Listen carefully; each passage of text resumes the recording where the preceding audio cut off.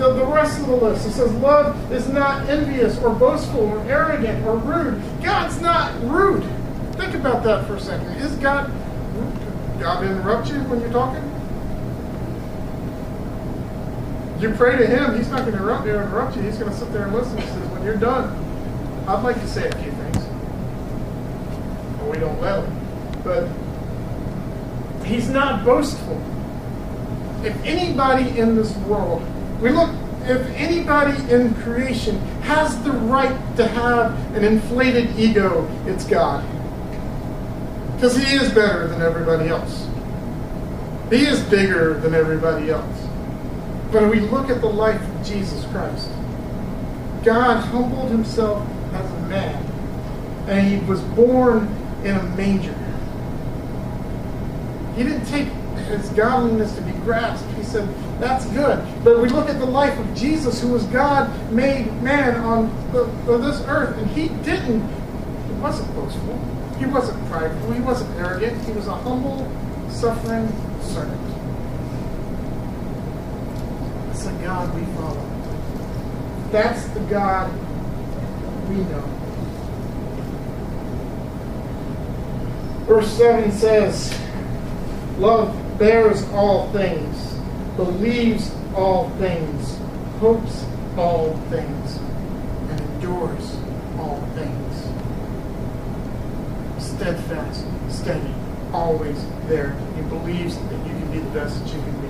He believes that you can be better than you are. He's willing to make it. He bears all things. He carries your burdens. The best way to show somebody you love them is to do something good for them, nice for them.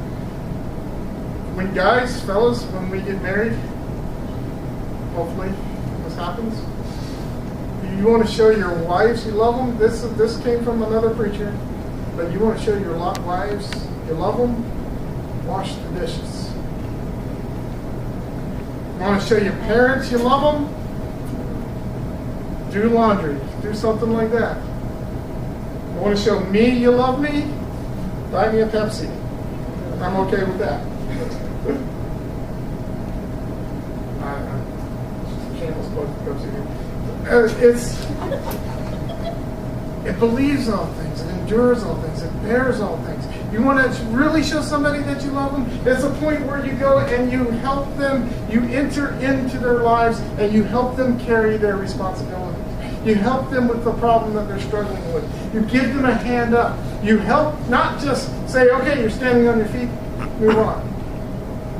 You see somebody, a physical example. Let's say somebody's got a whole bunch of stuff a whole lot of stuff that they're just carrying with them, physical books and stuff. They fall down and they pick everything up. And they fall down and everything goes all over the place.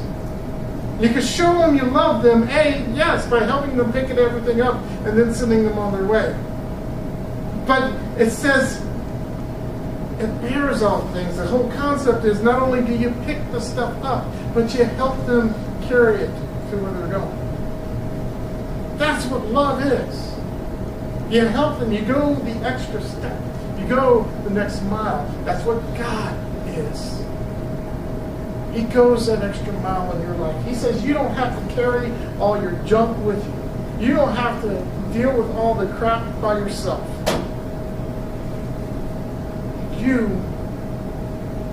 I will help you carry it. I will bear it with you. I will bear it for you.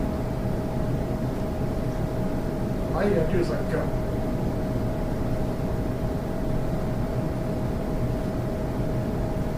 Finally,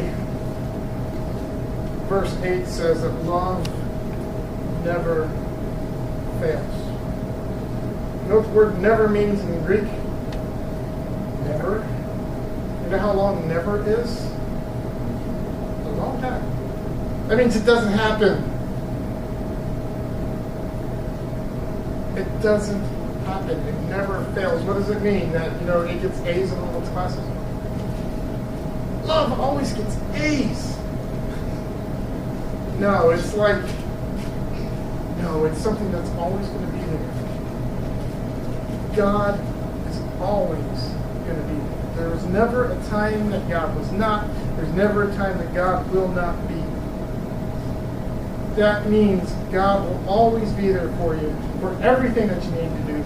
Anytime you need to talk to him. Anything you need to say to him. Anything you need to get off your chest. He's there. I've said this before in this room, as a matter of fact. You can say to God anything that you want to tell him. Are you mad at him? Go ahead, yell, cuss, whatever you want to do. He's heard it before. He can take it. Does that mean if you're mad at God, he's going to love you less? No. Does that mean if you're frustrated with the Lord's going to strike you down? No.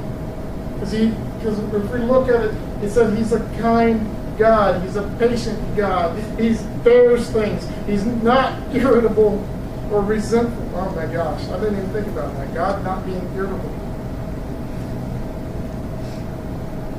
He's like that old man that's always, he's like that. He's not an old man. He's like that guy who you can say anything to him. There's water on the duck's back. He says, I forgive you. I love you. I love you. I love you.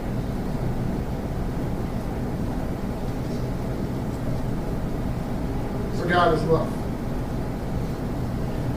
I'm just going to read this, replacing the word love with God. It says God is patient. God is kind. God is not envious or boastful or arrogant. God does not insist on his own way. God is not irritable or resentful. God does not rejoice in wrongdoing, but rejoices in the truth. God bears all things, believes all things, hopes all things, endures all things. God never ends.